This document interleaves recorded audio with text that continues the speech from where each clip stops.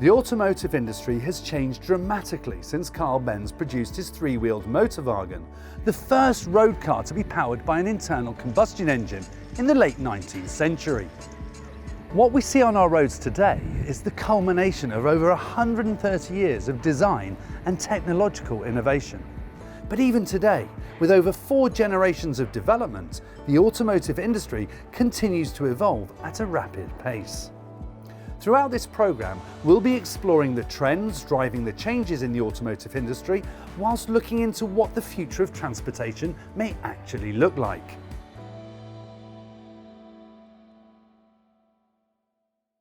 Exhibitions like this give manufacturers an opportunity to showcase their work to the rest of the world. And for the niche vehicle network funded project Aura, created by a consortium of 4 British businesses, it was no different as they unveiled the all-electric British sports car concept. Aura aims to reduce environmental impact through lightweight natural composites, low drag surface design and optimised location of battery cells, as well as cutting-edge in-cabin updates to eliminate that range anxiety and maximise real-world driver feedback. Kunja has been one of the 4 partners involved in building the Aura concept vehicle. We're really excited for it to be the first car in the UK and probably one of the handful in the world to be running Android Automotive OS. We've been building HMI systems in vehicles for coming up to a decade now, and it is one of the most interesting movements forward in the kind of frameworks and architectures that we use to build these systems. So what exactly are the softwares and the hardwares that you've put into the car? The hardware system that we've got in the vehicle is an NXP compute unit, an IMX system. And that is a single compute unit which runs both screens that we've got inside the vehicle. We've got a 10-inch touch screen which is on the centre console, and we've also got a 5-inch circular display, which is also again quite sort of novel in the way that we've implemented it. So a single compute unit that connects to the body systems, and then we surface that information through the Android Automotive OS, which goes up to our sort of high-level software, which is the applications and the UX UI that you see on the screen. And what have been the most difficult things that you've had to overcome to get, from an engineering and technology point of view, to get the vehicle to where it is today? This is kind of our first real deep dive into some of the hardware components. So we've certainly learned a lot from that aspect. Some of the lower level bits of software has been a big learning curve for some of our engineers. We've been working on the car for about a year, which is obviously a very, very tight timeline to develop a car from the ground up and put it all together into that finished product which you see here.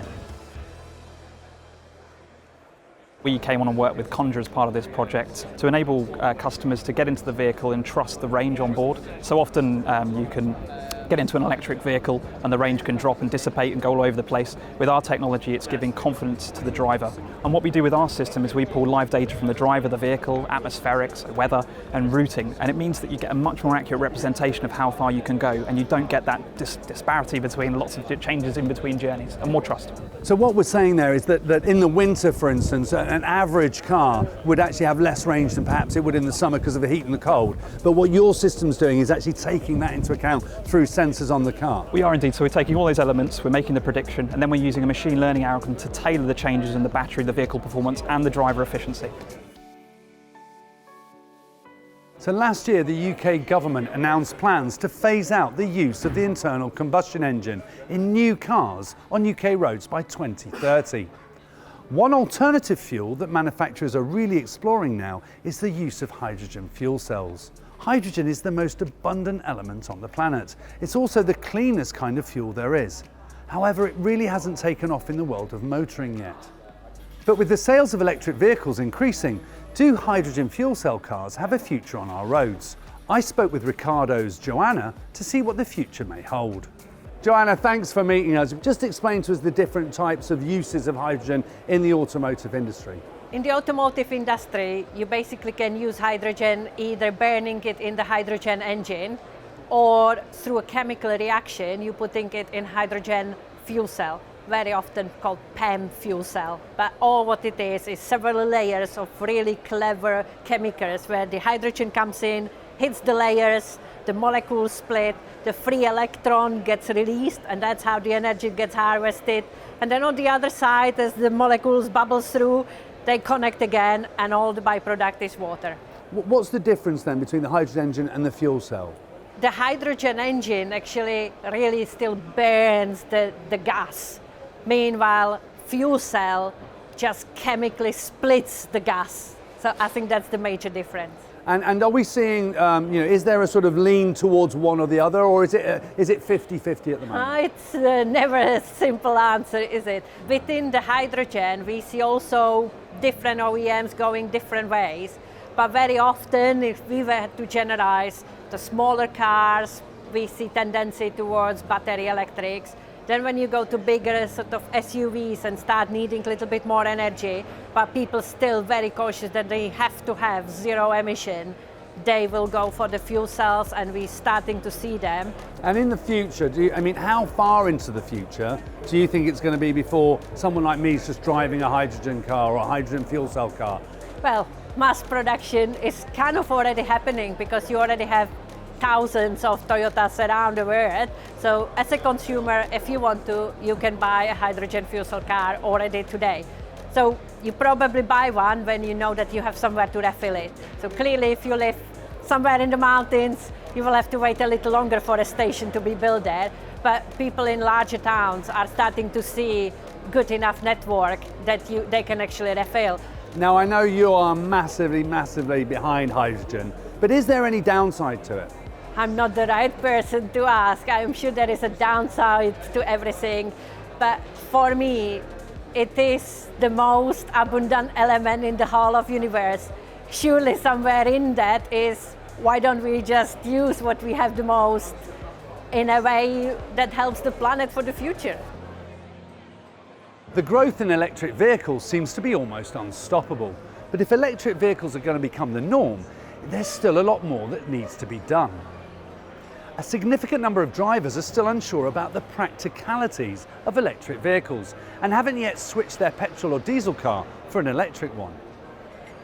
Ricardo's Kenan and Michael gave us the rundown on what they are offering to help consumers make that switch. So this is Ricardo's Connected. It's our latest technology demonstrator, and really it's about accelerating the rate of adoption of hybrid and electric vehicles. And to do that, we put some technologies which increase the efficiency, range, and also the appeal of the vehicle. Brilliant. What sort of technologies have you added onto the vehicle then that's going to really help with those things? Well, this vehicle uses our control software from our VIX, Vehicle Integrated Control System platform, and that allows us to put the latest hybrid controllers on it quickly. And then on top of that, we've added some connected controls which allow us to use data from the cloud. And on top of that, we've added our realistic augmented sound technology, and that allows us to put really nice but authentic sound augmentation in the car to make it sound really, really fun to drive, and also to protect pedestrians through external audio alerts as well. So we've jumped into the car with Mike. Now, you're one of the engineers who've worked on the vehicle. Just explain to me, I mean, you can't really see a lot in here. Just explain what's going on then. It starts here with the in-vehicle HMI. Ultimately, it's a posh sat-nav. Gives you the opportunity to be more efficient, but ultimately, you don't want to have range anxiety. You don't want to be worrying about, am I in the zone or not? So the vehicle will use the cloud data. It will back calculate how much charge it needs to cross that zone.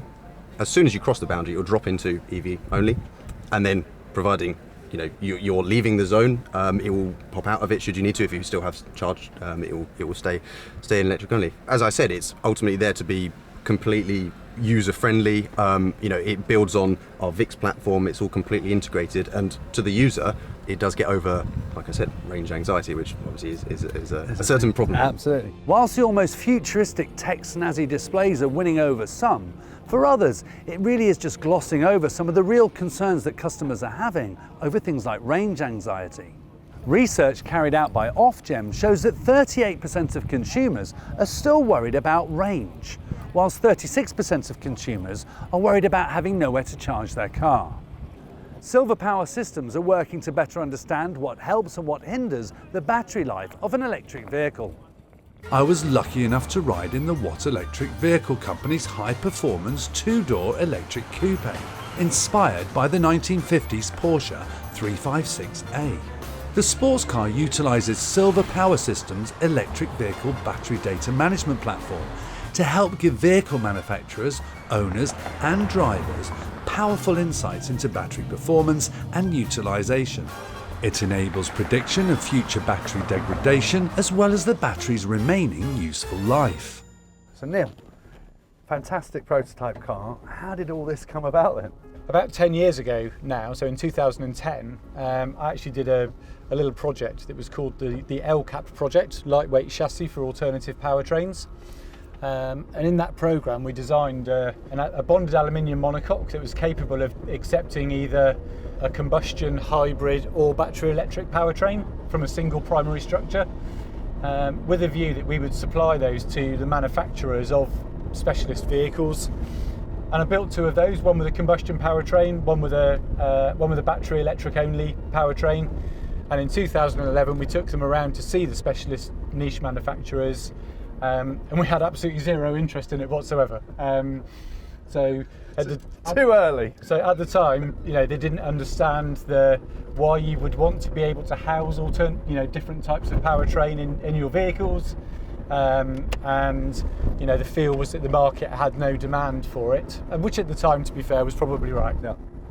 The real challenge for low volume companies in particular is that they don't have the in-house expertise or experience to develop a battery electric vehicle, and they don't have the financial resources to be able to go to a specialist and get them to do it on their behalf. Yeah. So around 2017, 2018, I started to think, well, maybe it's time actually we pull the dust sheets off of LCAP, we go back to that and look at what that would mean 8 years later, with all the changes in the supply chain that have gone on since and the maturity of the technologies that are now available. And we started work on a new version of that platform. And engineering wise, you've had this journey from 2011 when that original idea with the chassis to now. What's been the real hard engineering things that you've had to overcome? Has there been specific things that you've just gone, why can't we just sort this bit out? Weight is always the enemy, and obviously in an electric vehicle, when you start to then add up the challenges of performance requirement, range, you end up in this ever decreasing spiral where you need a larger battery to provide adequate range. You then need more powerful motors to keep the vehicle performance sensible, which need more energy, so you end up with a bigger battery and you end up disappearing down this awful wormhole really of just loss after loss after loss.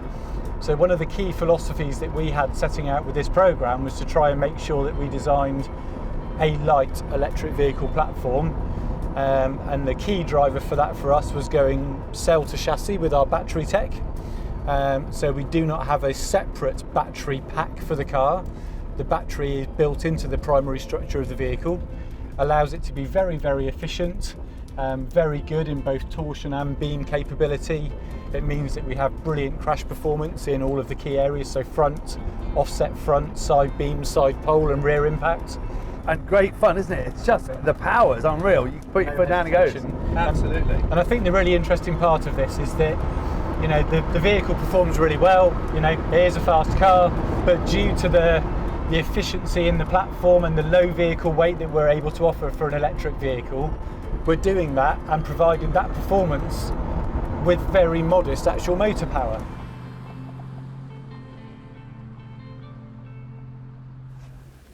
Thank you, I'll get in. Lovely. Whoa, thank you. Right. So Pete, I've just come back from out on the track in one of the prototype cars, and the guys were really explaining to me how important it is your battery health and how to maximise the health of your battery. And you've got some amazing software that they've been using on the vehicle. So just explain what we're seeing here and what that's all about. So there's actually two areas that we're helping in the vehicle development. The first of which is during the engineering development of the prototype vehicles. We're enabling them to understand exactly how the battery is performing and the factors that are affecting its performance. So the way it's been environmentally exposed within the vehicle, the currents and things which it's been subjected to when the vehicle's being driven. Now, once the vehicle goes to a customer, we're very much more focused on the lifetime performance of the vehicle and optimising the battery's performance over its lifetime, minimising the degradation that the battery suffers and allowing the user to get the maximum performance from the vehicle. And when batteries degrade, although there's many complex mechanisms for degradation, they result in really two primary observable effects, one of which is a loss of power delivery and the other which is a loss of energy, so a reduction in the range of the vehicle over time. So providing visibility of that allows us to both optimize it electronically through the software in the vehicle itself, but also allow the user to understand how their behaviour also impacts the battery performance over its lifetime. And so what we're seeing here is some of the data you're collecting from the car, as it were, is it? Yes, so within the vehicle, we have a small IoT device that's basically collecting data directly from the vehicle's control systems, and that's not just the battery, but it's also the powertrain controller, which is controlling the motor within the vehicle. So we can see the requests being made by the driver, the way the powertrain's performing, and the performance of the battery. So we're looking at things like energy throughput, the amount of energy that's being charged and discharged through the battery, the temperatures it's being exposed to, and the currents it's being exposed to, because that obviously causes self-heating deep within the battery itself. The actual electrochemistry within the cell responds over quite a long time constant. So if you're thinking you're doing a 0 to 60 dash within your sports car, you can exceed the normal operating parameters of that cell for a short period of time without any detrimental effects. And so by having very accurate models of the cells, you can understand where you are in that performance envelope. So you're still operating the battery in a safe condition, but for a short period you can get increased performance from it. So it's like the sprinter just pushing that bit harder for that bit and then not pulling the muscle, as it were. Yeah. You can only do that if you've got detailed instrumentation of the pack and the models support that, so you know what's happening to the electrochemistry within the cell. So what you're doing here is really maximising the lifespan of that same pack. So if you didn't have this, your batteries might last less time than the same batteries in a vehicle with this. True. And back in the vehicle development phase, is have we got one cell, for instance, that's not been cooled as effectively as the others? Is there one that's been exposed to, within a parallel system, higher currents than one of the others, for example? And if we can equalise all of those, it's that equalisation that will also extend the pack life. Whilst car manufacturers are making positive steps in the right direction to make their vehicles cleaner, there's still an audience out there that believe that there should be some better options for vehicles in cities. And one company looking to make a real impact in this area is Zemo Vehicles.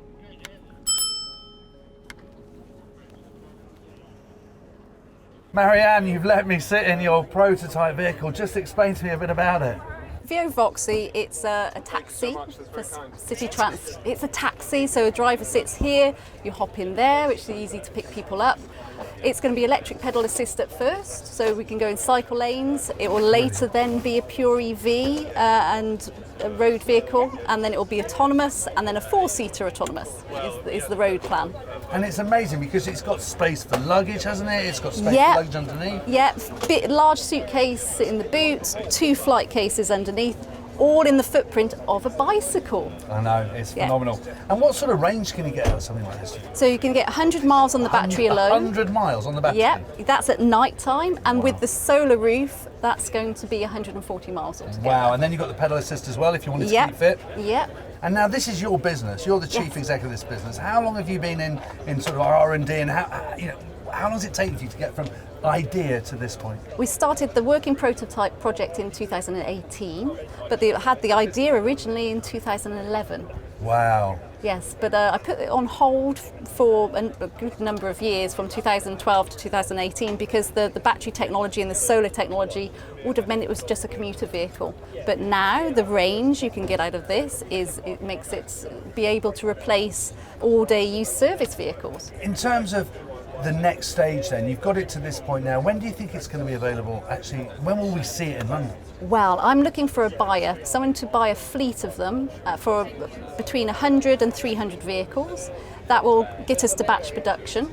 We'll be doing our durability testing in those environments, and then our plan is a taxi for London. So we'll start as a pilot scheme in the Olympic Park, and then move to Waterloo, St Pancras, and then expand from there to the whole of London. Whilst global disruption, changing consumer behaviours and advances in technology are changing the automotive industry in many ways, the traditional business model of designing, manufacturing, selling, servicing and financing vehicles remains. Yet at the same time, the automotive industry is rapidly moving towards a new era, driven by sustainability and the shift in changing consumer behaviour. encompassing electric vehicles, mobility fleet sharing, onboard sensors, new business models, and connected and autonomous cars. What will the future of mobility look like in the real world? Well, as we've seen here today, there's so much collaboration and innovation in this space already, but it's clear that automotive companies will need to continue to innovate and develop solutions in a much more agile way in order to react quickly to changing customer demands and market opportunities.